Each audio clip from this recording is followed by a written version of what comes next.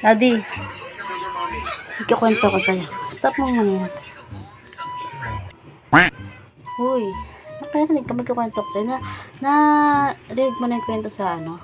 Kwento ng dalawang bakla. Hindi. Narinig mo. Sige, ikukwento. Sabi kasi nung nung sumari sa'kin. Sabi kasi nung, Daddy, alam mo si Daddy. Sabi kasi nung isang bakla. Nakikinig naman ako ba't kailangan ba ng mata para makinig?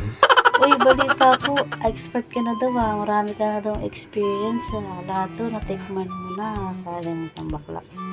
Iniwan. B1 na kasi bakla 1, bakla. Bakla to. Sabi niya, hindi naman. Medyo lang. Ganun. Kabisado mo na daw lahat sabi ni D1. Lahat daw ng mga kabisado mo na.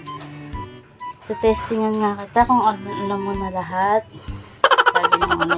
Sabi niya kay Vito. Sabi niya, yung mga yun mga sa kanila, mga nagamit na nila. Tapos sabi niya mga pabiwan. Ito, laan mo nga to kung ano to. Dilaw siya. Ginagamit sa school. Tapos sabi ng Vito, lapis. Ayan. Tapos, pangalawa sabi naman niya,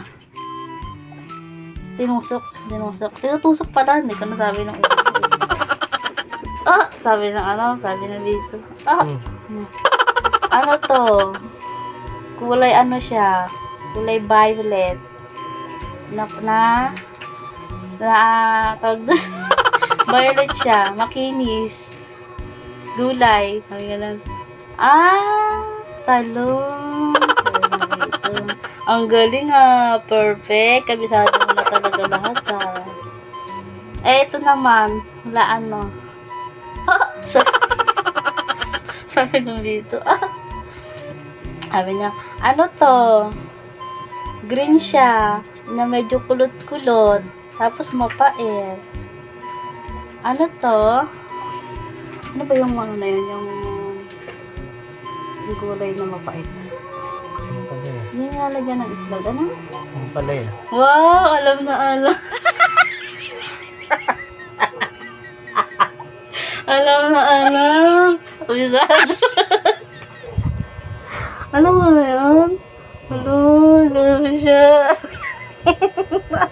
Alam na alam ang palaya daw.